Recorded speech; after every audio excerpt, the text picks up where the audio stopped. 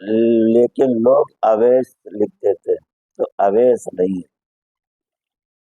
شین سے اویس غصے کو کہتے ہیں۔ یمن جہاں ابھی لڑائی چل رہی ہے، ہوتی لوگ یہاں پر، اور یمن ایک بڑی پاکیزہ جگہ۔ بہرحال رسول صلی اللہ تعالی علیہ وسلم کی وصیت کے مطابق یہ دونوں حضرات جو ہے نا، حضرت علی اور حضرت عمر فاروق رضی اللہ تعالی عنہ ملے۔ آپ نے ان کی عزت بھی فرمائی، لیکن یہ حضرت علی اور حضرت عمر رضی اللہ تعالی عنہ کوئی یہ نہ سمجھے کہ انہوں نے دعا کرائی تو یہ چھوٹے ہو، ہزاروں اویس اگر مل جائیں تو حضرت علی اور حضرت عمر کی برابری نہیں کر سکتے۔ کیوں نہیں کر سکتے؟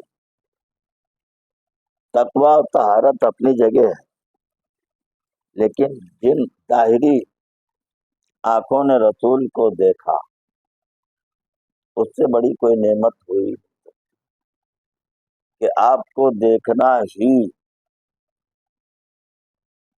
اتنا بڑا کرم کہ کس کے نصیب میں ہے کہ رسول صلی اللہ علیہ وسلم کو کوئی دیکھے۔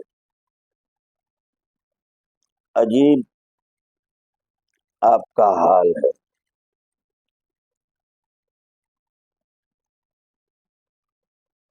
آج خواب میں بغداد پہنچا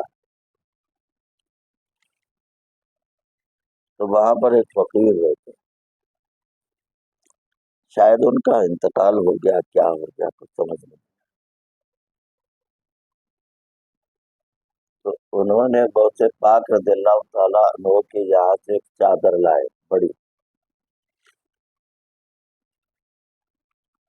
اور فرماتے ہیں کہ یہ لے کے جاؤ، اس کو رکھنا۔ نے کہا ٹھیک ہے۔ پھر آپ نے جو ہے نا وہ اپنی نسبت عطا فرمائی، اور بڑی دیر تک جو ہے نا وہ اپنی نسبت سے نوازا۔ تو میں نے کہا کہ میں تو نقش بندی ہوں، تو آپ ہماری طرف کیوں مائل ہیں؟ کہا تمہارا ایک حصہ جو ہے نا یہاں بھی موجود ہے، آج اس حصے کو عطا کیا جا رہا ہے، اور اس چیز کی جو ہے نا وہ حفاظت کرنا۔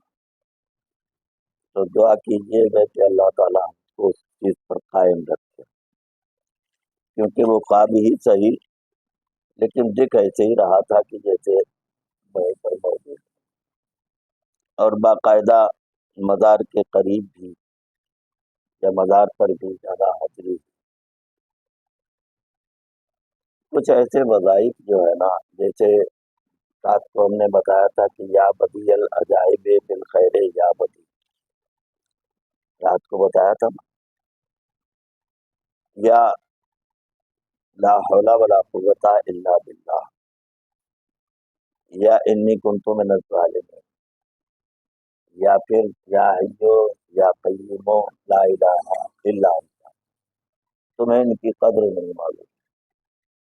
یہ وہ چیزیں ہیں جو انسان کو بڑی جلدی معرفت تک پہنچاتی ہے۔ ظاہر میں آدمی کو کچھ نہیں معلوم ہوتا ہے، لیکن باطن کی صفائی بہت اچھے ڈھنگ سے ہو جاتی ہے۔ اگر کوئی کفر کرے تو اسے اپنے کفر کی تمیز نہیں ہوتی، اسی طریقے سے اگر کوئی ولایت کا بھی اگر حامل ہو تو اس کو بھی اپنی خبر نہیں ہوتی۔ جو کام عطا کیے گئے وہ سب کرتے جائیں، اور برائیوں کی طرف مائل نہ ہوں۔ ہم سے جب بھی پوچھا گیا کیوں پہنتے ایسے کپڑے، کیوں اتنے کپڑے ہونا، کیوں اتنا کام ہونا، کاहे کو یہ دنیا کے کام ہونا، تو میں یہی کہتا ہوں خدا کی نعمتیں ہم نہیں کھائیں گے تو کھائے گا کون؟ ہم استعمال نہیں کریں گے تو استعمال کرے گا کون؟ اللہ تبارک و تعالیٰ نے یہ دنیا اگر غافل کر رہی ہے تو سب سے بڑی چیز ہے، اور آپ کی اگر نیت یہ ہے کہ ہم نے پائریاں اس لیے بنائی کہ اس پر کتے بیٹھے، ہم نے چبوترا اس لیے بنایا کہ یہاں پر اہل اللہ بیٹھے، اللہ کی مخلوق بیٹھے، ہم نے جو ہے نا سلیب اس لیے ڈالا کہ یہاں پر جو ہے نا کیا ہے اللہ کے بندے آرام کریں، تو اس میں ہمارا کیا ہے؟ ہم کچھ دنیا سے نہ لائے تھے اور نہ ہی ہم لے جائیں۔ اللہ تبارک و تعالیٰ کرم کرے کہ ہر ایک چیز کی نیت رکھا کرو کہ کوئی بھی کام کرو تو کس کے لیے؟ اللہ کے لیے، اور نہ میرے دل میں یہ خیال آتا ہے یہ میرا ہے، کیا کریں گے میرا، اور کب تک کے رہیں گے، ایک دن تو جانی ہے نا۔ تو یہ سب جو کچھ بھی ہے کس کے لیے؟ مخلوق خدا کے لیے، اور ہمیشہ مخلوق خدا کو آرام پہنچانے کی کوشش کیا کرو، چاہے وہ کافر ہی کیوں نہ، اس کو بھی ایک گلاس پانی جو ہے نا وہ پلا دیا کرو، چاہے وہ بکری کے بچے ہی کیوں نہ ہو، ان کو بھی جو ہے نا کیا ہے پانی پلا دو، روٹی دے دو، کوئی بھی ہو، آدمی ہو جانور ہو، روح سب رکھتے ہیں، اور ان کی بھوک کو مٹانا خدا ہی مٹاتا ہے، لیکن ہمارے پاس جو بچ رہتا ہے ہم اس کو دیا کریں۔ اللہم صلی علی سیدنا مولانا محمد۔